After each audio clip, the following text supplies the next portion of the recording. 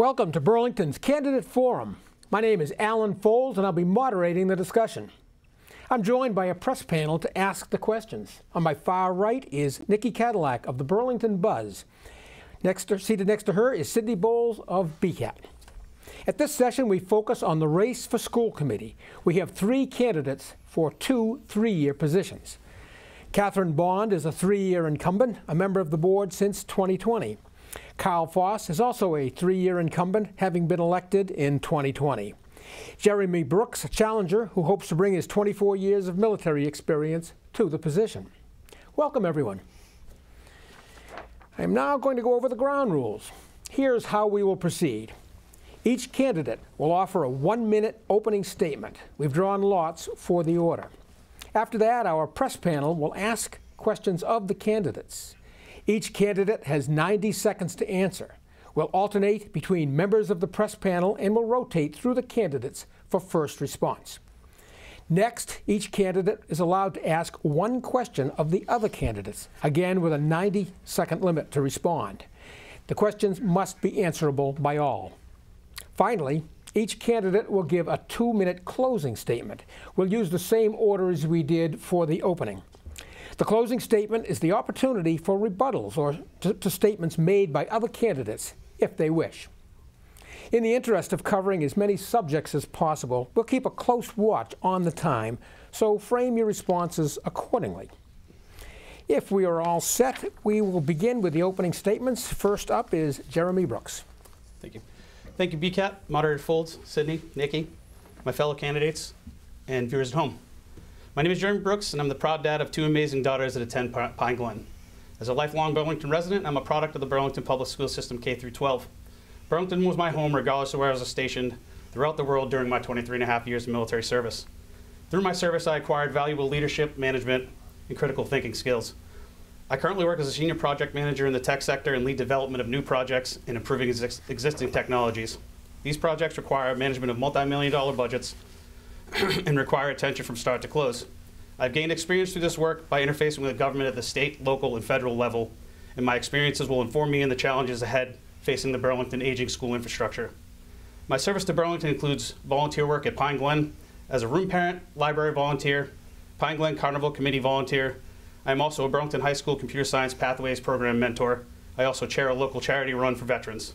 I hold a Bachelor's of Science in Management Technology from Bowling Green University, Associates in Information Systems Technologies from Air University, as well as additional technology and management certifications from both Cornell and Air University. Can you wrap it up? Again, with 2 kids in the system, I have strong and vested desire to see our schools be the very best they can be. The children of our community deserve nothing less.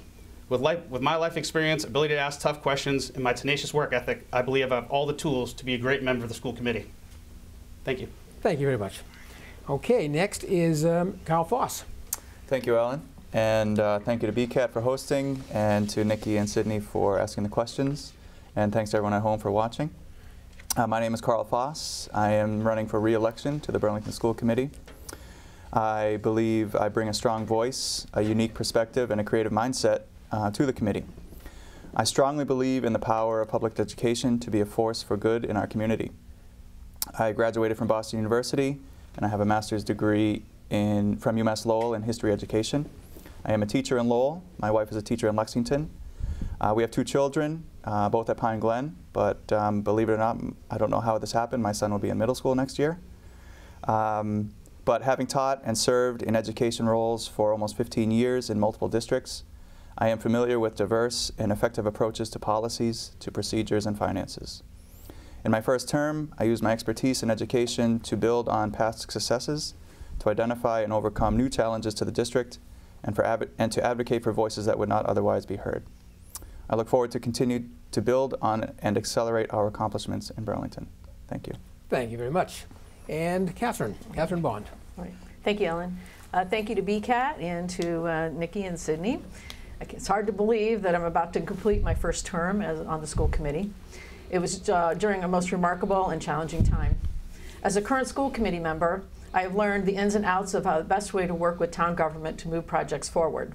I've lived in Burlington for the past 27 years. My daughter attended K-12 in Burlington, so I have a broad understanding of how our schools work. Professionally, I'm a logistics supervisor with Raytheon. My experience in contracts and logistics will be invaluable as we move some of the upcoming projects forward. I also come from a family of teachers, so education is really important to me. My mom was a teacher, my grandmother was a teacher, my great-aunt was a teacher, and my daughter's now a teacher in the Woburn School System. Past board of directors that I've served on in our community include the BHSA, Burlington Swim and Tennis Club, treasurer for the Winchester Figure Skating Club, and some of the volunteer work I did was I coached Pop Warner Cheer, and I have volunteered at the Burlington Education Foundation. Some of the accomplishments while I was serving is I pushed kids back to school during COVID. I'm chair of the school committee. I'm vice chair of the Fox Hill Building Committee. I've served on the Transportation Committee, and I'm a liaison for CPAC. I'm one of 2 people. Serving the past 3 years has strengthened my bond with the many wonderful people, the children, and our outstanding teachers in the community. These invaluable connections forged my decision to run for school committee again. Thank you. Thank you very much. Now we move to the question portion of the evening. We'll give you a little bit more time for this, 90 seconds rather than just the 1 minute. We will start with a question from Sydney Bowles, and the first person to receive this first one will be Catherine Bond. Great, thanks so much. I actually want to start with a question from the Burlington Educators Association. I reached out to them for their thoughts, and this is what they came back with. Their question is, what do you see as the steps and actions you have taken or could take as a school committee member to attract and retain high-quality educators in Burlington that reflect Burlington's diverse community? And we start with Catherine. Okay. So again, I think that, well, the fact that we actually do pay our teachers well, we do have competitive salaries. I think we have a really strong community of parents who support.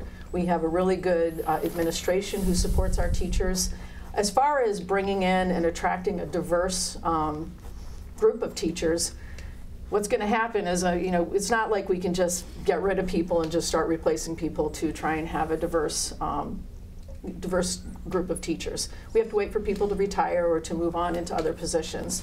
And so as we do that, there are different websites that we can reach out to so we can grab a diverse group of teachers and get them to be attracted to come to our community. I think that we need to make sure that we let these folks know that we are committed to diversity inclusion in our schools, and that we are embracing the differences that everybody has out there.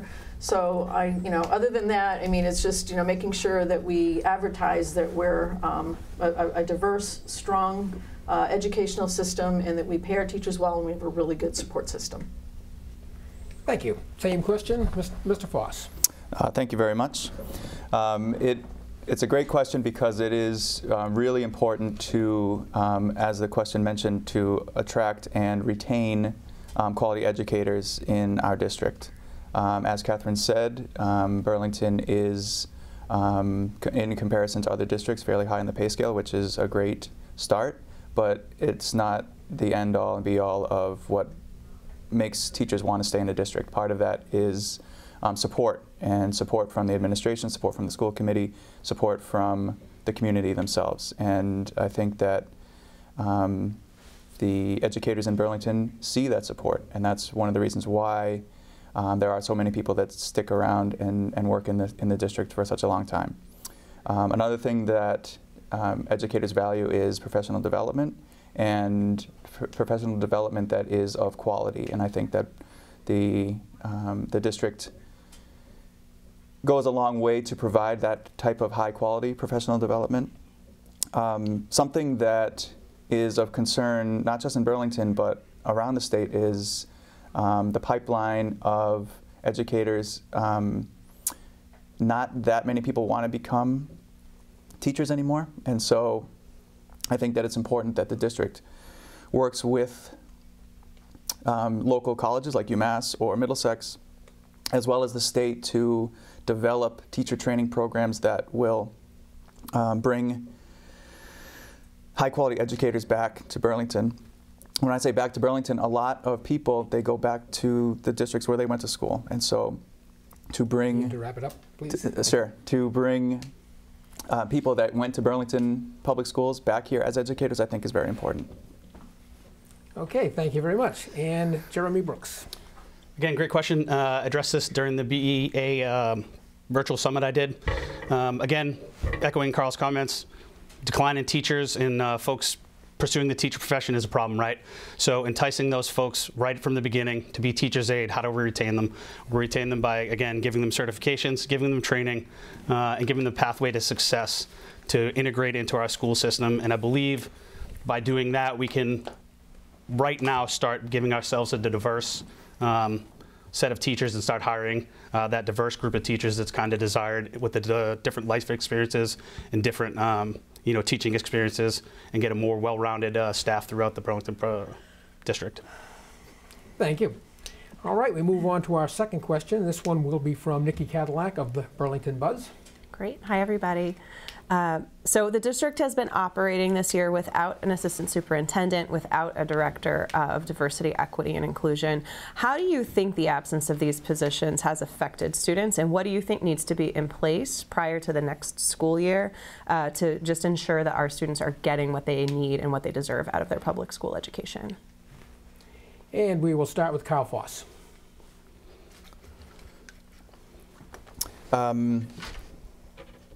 My thoughts are that we need, well, obviously we need to hire an assistant superintendent, and we're in the final stages of bringing someone in, and I think their focus should be on curriculum and instruction. I think that we also need to hire a director of DEI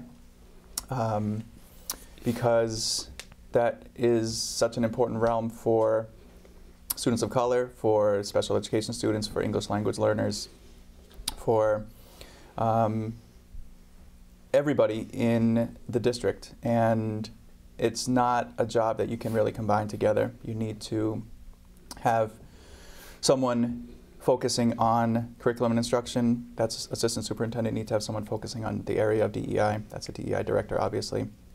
It has been a tough year. Dr. Conti has been trying to, quote unquote, do it all. And I think it's been a successful year, but it's not sustainable, and so we do need to hire both positions to ensure continued success for every student in Burlington.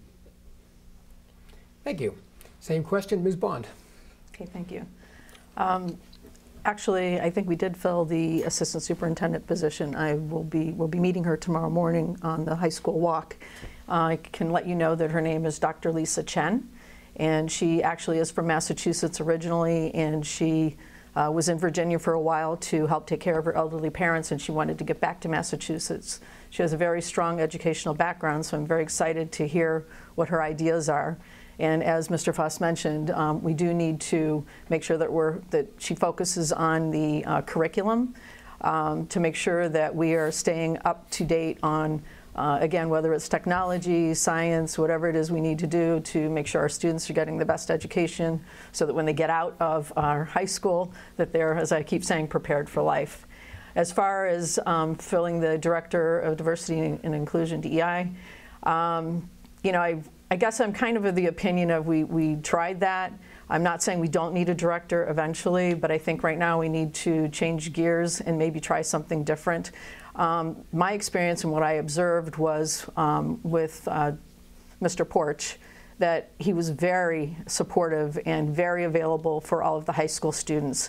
And those high school students, really took advantage of that. They absolutely loved working with him. I think that he really helped them through a lot, ran a lot of really nice programs and growth and helping them understand, about diversity and inclusion, embracing people who are different in any way. I did hear through the grapevine that he wasn't as accessible to the middle school and the elementary schools. So, in talking to Dr. Conti, I think he would like to try, at least for a little while, a school-based diversity and inclusion program and train our teachers using some of the programs that are out there, the Highlander Institute, to help get them up to date. So thank you. Thank you. Okay, Mr. Brooks. So can I just go back one more time? You said you want what needs in place, what positions, and there was one more part to that question. I apologize. No, it's okay. So it was how has the absence of these positions affected students in the school district, and what needs to be in place prior to the 2023 23-24 school year. Yeah. So the absentee positions, right? You can't, again, have 2/3 of your C-suite gone and not feel the effects. I'll take it in two parts. From administrative assistant superintendent role, we had a lot of education and learning loss that hasn't been addressed, and now it's been compounded for another year without having a person in the seat that's focusing on those resiliency aspects that we need to get our kids back from the social emotional effects of the pandemic, and then also to reinvest in the learning for blocking and tackling, math, science, reading, for those students to kind of bring the skills back up to par that we kind of lost during that learning. For the DEI side, again, we lost, a year's worth of time. We could be working accessibility programs for folks with needs, challenges, assistive technologies could have been put in there, all those things. To what needs to be hired, I guess it's kind of moot at this point because, as Catherine alluded to, there's someone hired already, but I believe we have to fill the C-suite out with a broad base of educational experience and a broad base of life experience. So not just someone that's very complementary to one counterpoint in the C-suite, but 3 people that have a very broad base of experience to make the best decisions possible, to have that wide view of things, and bring us up to the 21st century and make Burlington the best educational experience in the state. Thank you. We'll move on to our next question. This will come from Sydney. All right. BPS has applied for funding from the Massachusetts School Building Authority for the high school for the last 12 years and has been denied each year. Meanwhile, 3 of our 6 schools have deteriorated to the point where work on the high school is now urgent, Fox Hill needs to be rebuilt, and Pine Glen needs serious attention. These projects have a years-long lead time. What does the school committee need to do to prevent a situation like this one from the situation that we're in now, and how would you support that work? And we'll go right back to Jeremy. Awesome. So one of my favorite things to talk about, school buildings, right? Part of my tagline, better budgets, better buildings, better beards. Buildings, right? It's a 3 to 6 year lead time on that. We need to program out the costs effectively for the projects we have in the chute right now, and then start planning for the projects that we need to know we have in the future. So Burlington High School, renovation of those facilities. And again, encapsulating that in a very granular 10-year plan that by school identifies projects to be had, projects to be done, and projects that will get done. So we can communicate that very clearly to the town so they understand the cost centers that we're driving and how much money we're going to be asking for, and be able to program that out in the budget.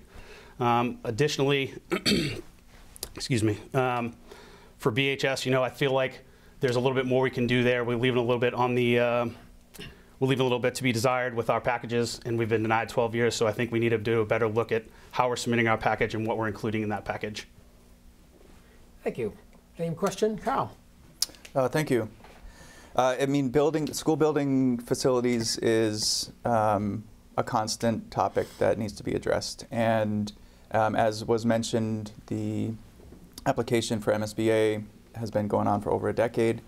And what has been going on at the district level is studies of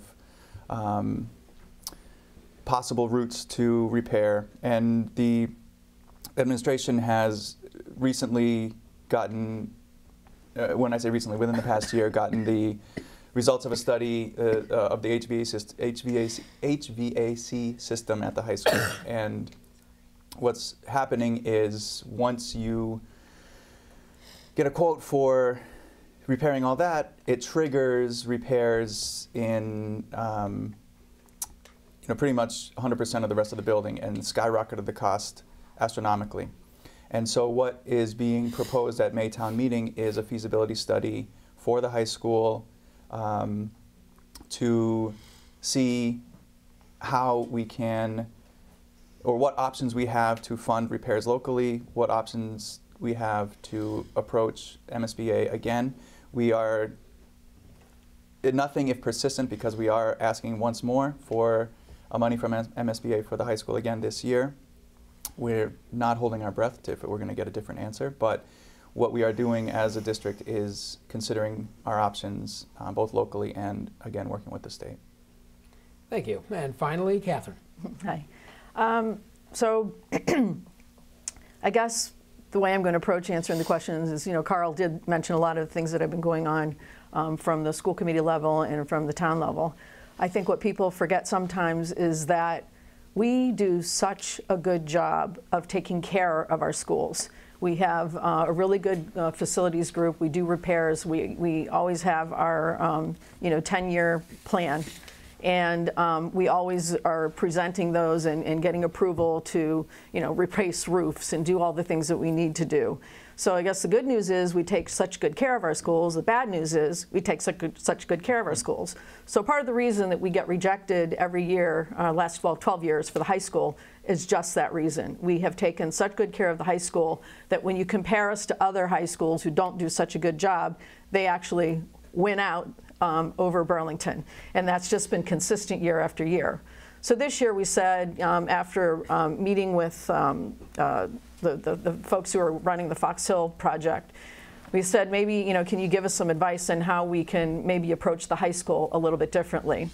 And that's where we came up with the idea of the feasibility project and presenting it to town meeting and maybe finding out another way so that we can move forward with something with the high school. So anyway, I just wanted to make it clear that part of our problem is we do a good job taking care of our schools. That doesn't mean that we aren't going to, we need to, again, continue to invest in our schools. I'm a true believer as far as the elementaries, our schools are concerned, is to try and keep the 4 elementary, neighborhood elementary schools as we move forward. And I want to make sure that we investigate that as we move forward. Thank you. All right, for our next question, we return to Nikki. Thank you. Excuse me. In many places, there has been controversy over what books are allowed in public educational institutions, with some calling for the banning of certain books and changes to educational materials. It's not hard to imagine a situation in which one family is happy to see themselves and their families represented in a particular book, but another calls to express concerns about the same book. What do you think is the correct balance between honoring parents who prefer that their children not be exposed to instructional materials involving racially sensitive or LGBTQ+ topics and honoring the stories of those groups? And we'll begin with Catherine Bond. Okay.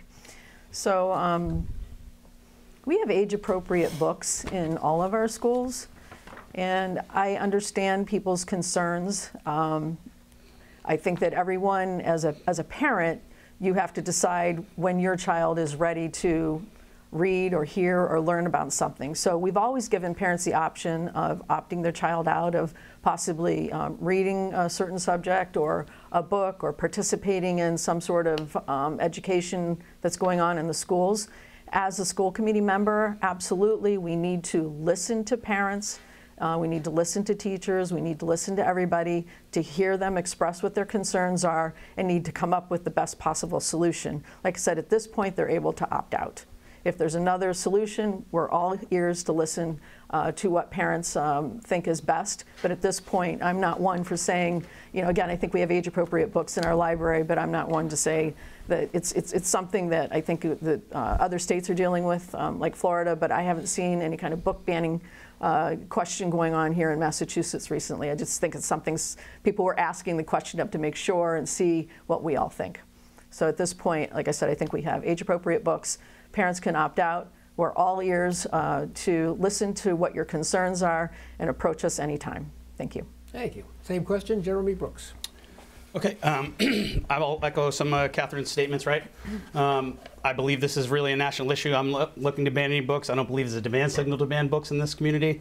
Again, I think there's tight controls in place already with the library purchasing. Librarians have very strict rules on what they can purchase, what they can put in the student catalog, and I feel like that system is running well at this point, right? However, to Nikki's point, if there is a group of parents or a parent that wants to bring up a concern, absolutely, we have to hear that, right? Everyone needs to have the voice and be heard.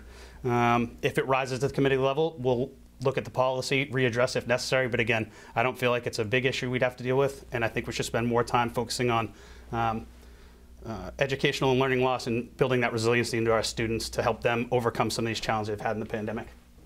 Thank you. Thank you. Carl Foss, the same question. Thank you. It's a great question. I'll echo what both Jeremy and Catherine mentioned, is that while it is a national issue, we haven't seen anything here in Burlington, which is great. The first thing I would do is encourage parents to get in touch with their children's teachers and the librarians at their school if there are any concerns. I think that communication is key to trying to address any of those concerns.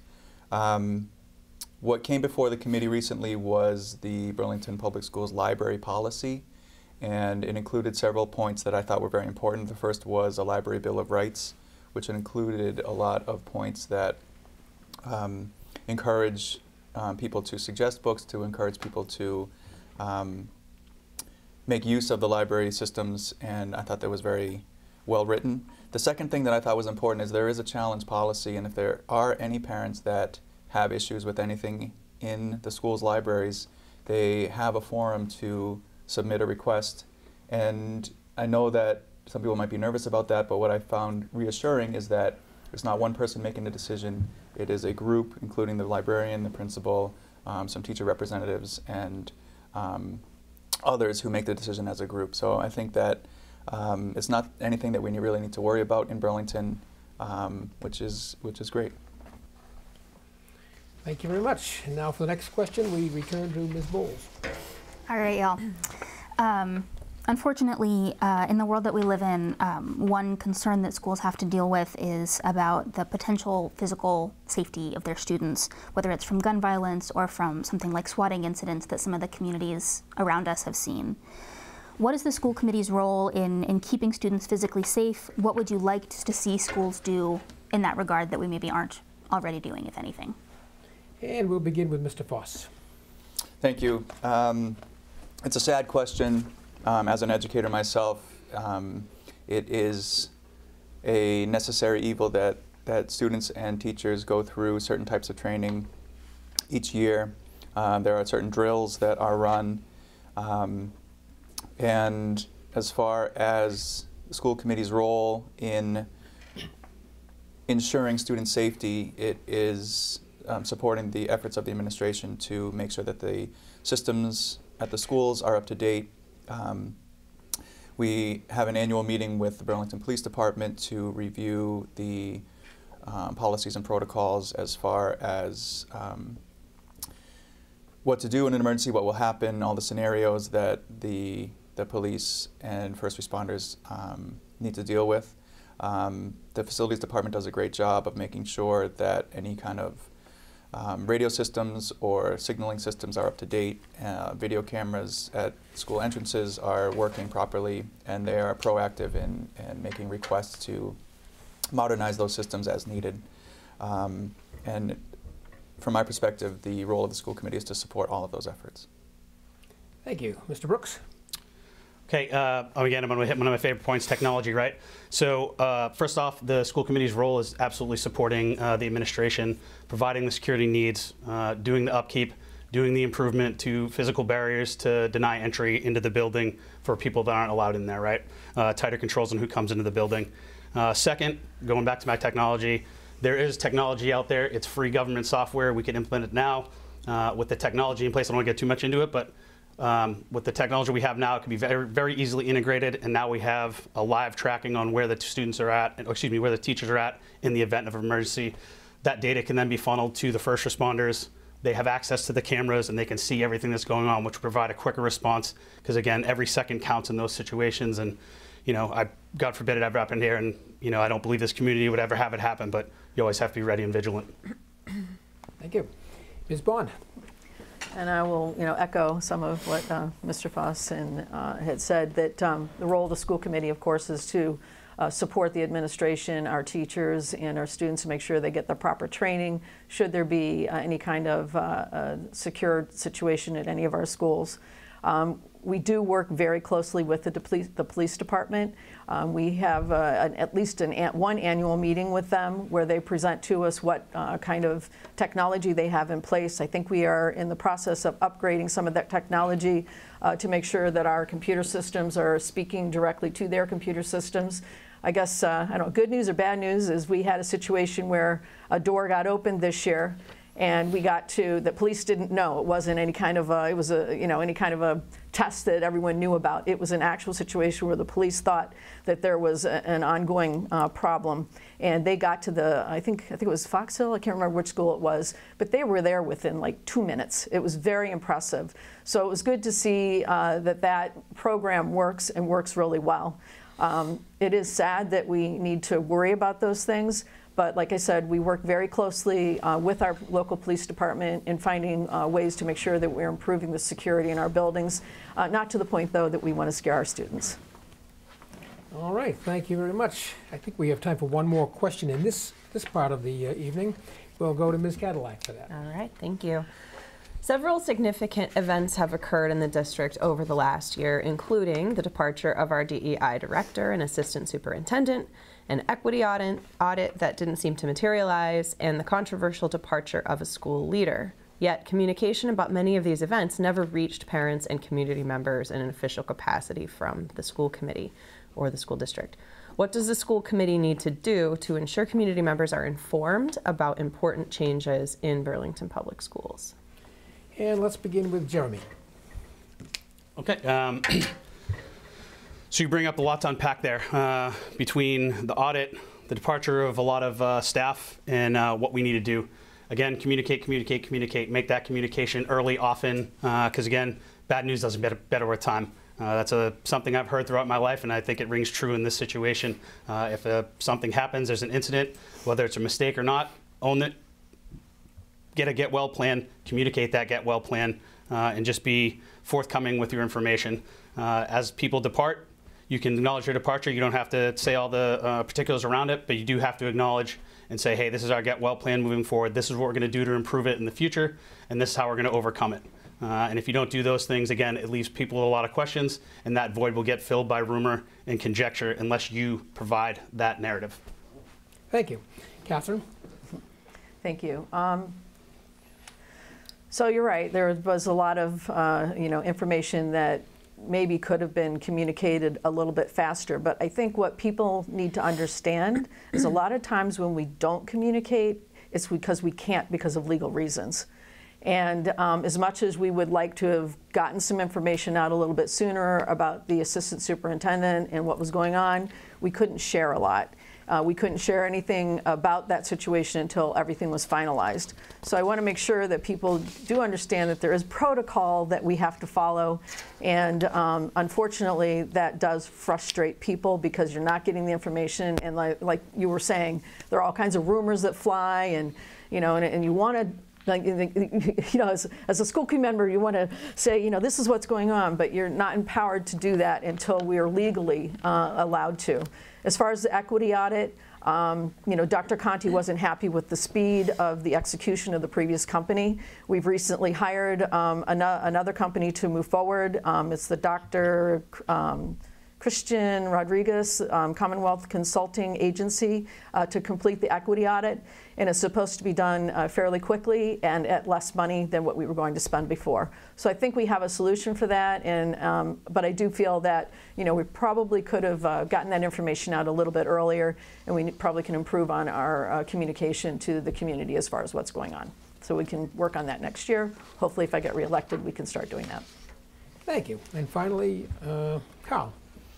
Thanks for the question. It is an issue that needs to be addressed because the perception it's not a good look for the district. In these types of situations, saying too little or not saying anything at all makes it seem like the district has something to hide.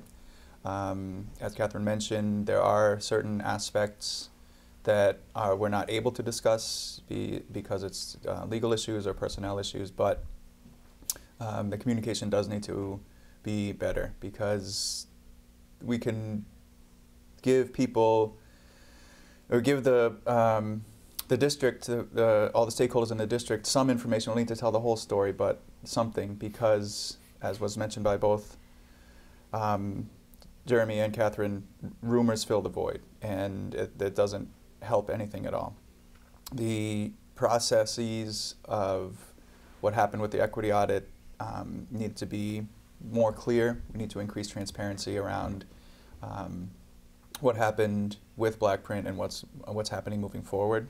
And so, if I'm lucky enough to be reelected, I will commit to helping to increase and encourage more communications between the school district and families. Thank you very much. That brings us to our next section where you each get to ask questions of the other two candidates. Keep in mind they need to be answerable by both. and you have 90 seconds to answer. We'll begin with the first question by Ms. Bond. Okay. Do you support maintaining 4 neighborhood elementary schools? Okay, we'll start with Carl Foss. Yes, I would encourage the district to maintain 4 elementary schools. I will add the caveat that part of the MSBA process is to examine both a 4-school model and a 3-school model, and I think that we should follow that process to see what the advantages to both are. There are a lot of worries about building a huge school at the Fox Hill site. There are some proposals that include 2 smaller schools with shared facilities such as cafeteria and a gymnasium. Those are interesting to think of. There are concerns about traffic in the neighborhood, but at this point I would still abide by our vote from last year that would maintain the 4-school model. However, I am interested to see all the proposals as put forward by Doran Whittier and the designers to NHTSA. Okay, thank you. Jeremy. Catherine, yes, I do support the full 4-school model. 89 Pine Glen alumni right here. Yeah, the vote was made last year, so I think we're on a path to do that anyway, right? I think the challenge now becomes accurately communicating the cost with that decision because, as Carl alluded to, the MSBA is asking for a 3- and a 4-school model breakdown. If we continue with the 4-school model, I believe there'll be increased costs, and then we need to communicate those costs to the constituency, to town meeting, and let them understand, hey, we've made this choice, but there's other things that come with that choice. Again, that clear communication that shows our intent and shows us as an honest broker putting forth everything on the table that's probably going to happen. Thank you. All right, our next question comes from Mr. Foss. Thank you. My question, not every vote on the committee is a 5-0 vote. So my question is, what is the best way to address differences of opinion between members of the school committee? And would you be able to support a decision of the committee that you did not vote in favor of? Okay, and we'll start with Jeremy. I mean, so that's an easy kill, right? I've been a member of a team my entire adult life since I was 18 years old. Small teams, big teams, doesn't matter. There's always someone in charge, and if the group is told this is what we're going to do and we've made that decision together, you absolutely have to support it, right? There's always going to be the difference of opinion.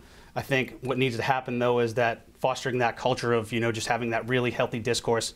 Let's all put our opinions in, get them together, get the best solution to provide that answer. And if we don't come out 5-0-0, that's okay. We can have differences of opinion. We just need to be able to work through that and understand that nobody has malicious intent or anything like that. It's just, hey, we have a difference of opinion. Let's work through it and do the best thing we can. Thank you. Catherine, the same question? Yeah, I think that our current school committee is fairly diverse in terms of our opinions on occasion. Like Carl mentioned or Mr. Foss mentioned, we're not always a 5-0-0 vote. But I do think we're always very respectful of everyone's opinions. We allow people to speak and ask questions of whoever's in front of us when we're trying to make a decision. Sometimes we'll delay making a decision if we think we need to do more research. So again, I think it's extremely important for us to work together and, I guess, I hate to say it, but agree to disagree sometimes. But when you are taking a vote, that's the whole point, that you have 5 so that there's an uneven number.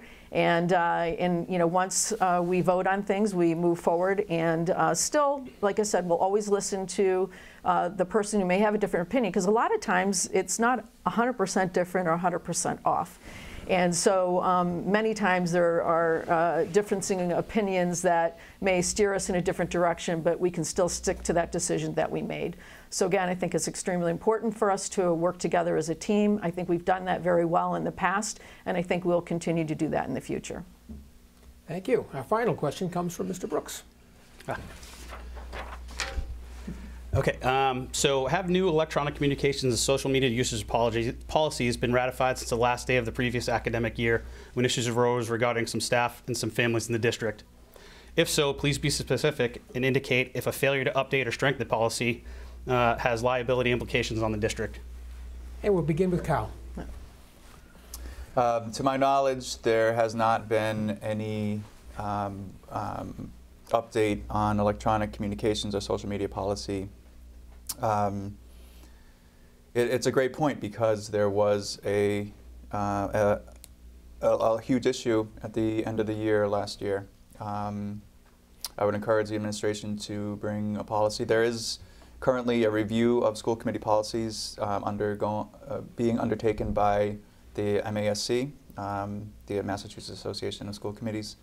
And when that review is brought forward, and if there is not a social media policy or electronic communication policy included, I would encourage the committee to bring one forward. Thank you. And Catherine, same question. I don't know what to add to what Mr. Foss said. As I mentioned, there hasn't really been much mentioned before other than the incident that happened at the end of the school year.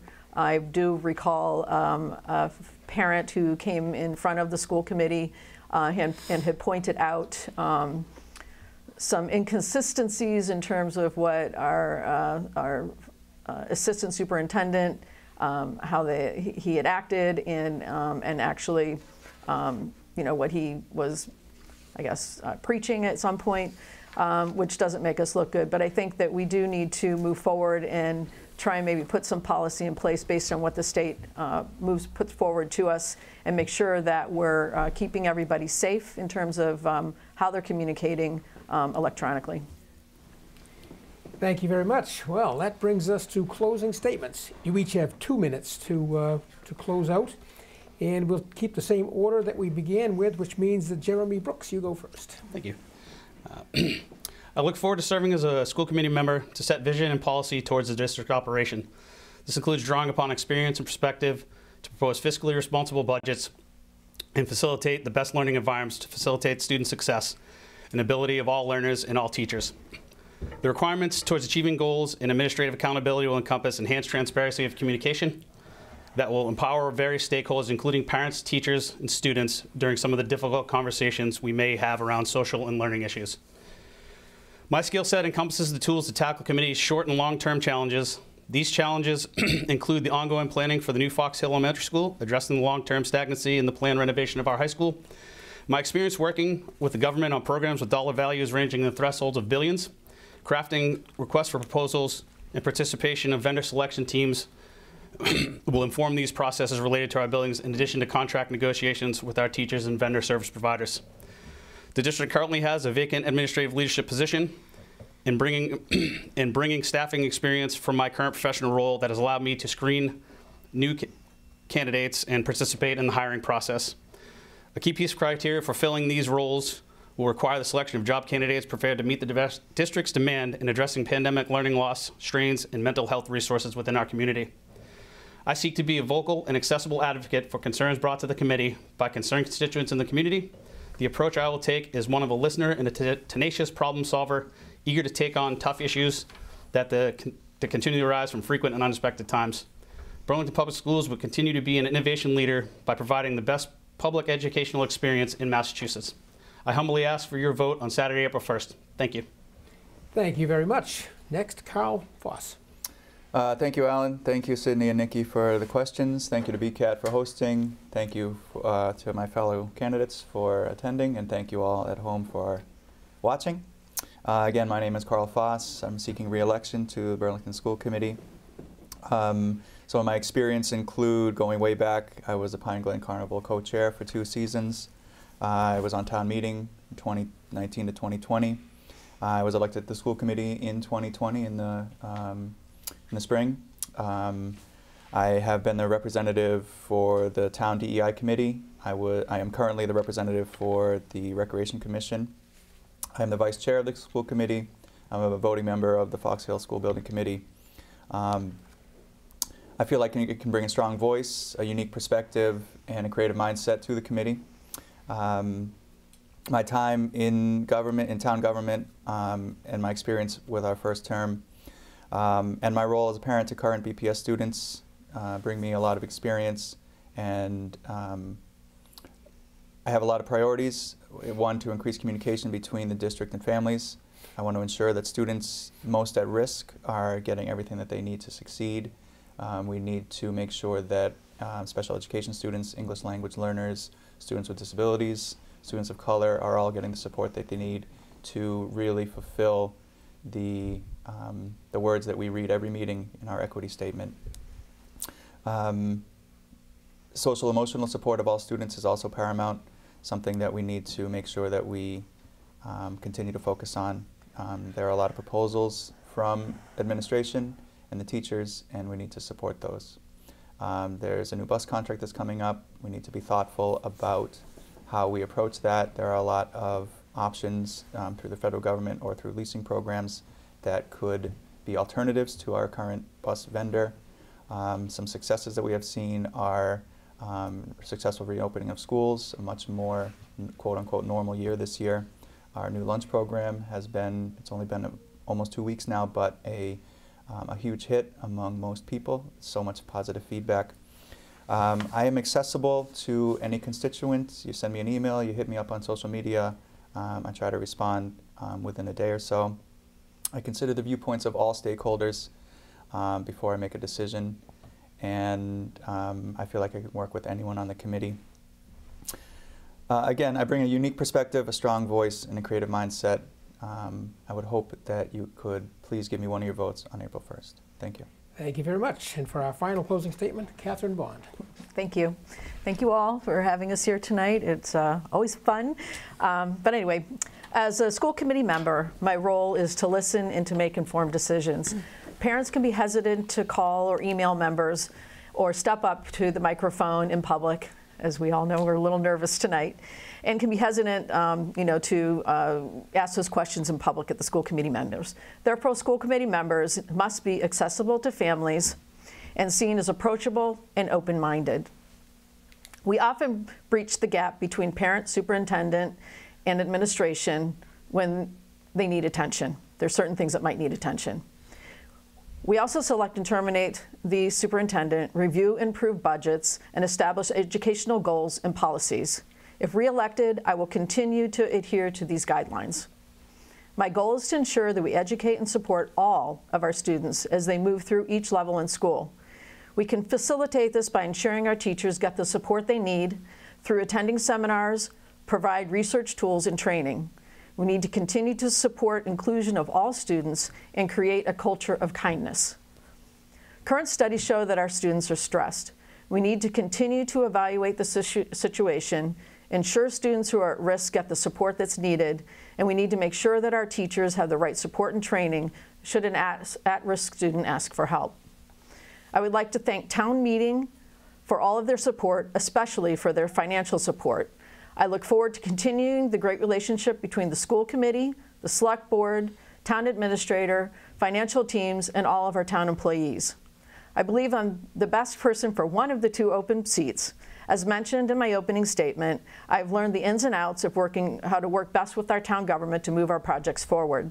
My experience in contracts and logistics will be invaluable to help move forward with some of the upcoming projects. Some of them were mentioned, the Fox Hill project, high school, the bus contract coming up. I'm approachable and I listen. For those viewers who are watching in BCAT live or who watch later, please cast one of your 2 votes for me on April 1st. Thank you. Well, that brings us to the end of the forum. In closing, I'd like to thank all the candidates, Catherine Bond, Carl Foss, and Jeremy Brooks, not only for their vision with the people, sharing their vision with the people of Burlington, but also offering their time and service. Thank you, Nikki Cadillac of the Burlington Buzz and Sydney Bowles of BCAT. And finally, thank you to Jen Dodge and the rest of the staff and volunteers at BCAT. Remember, early voting is underway and extends to March 31st during business hours at the town clerk's office. Election day is Saturday, April 1st. The polls are open from 8 a.m. to 8 p.m. at the high school. Here's your chance to have a direct say in how your town is governed. Make sure you take advantage of that right and responsibility. Thank you for watching.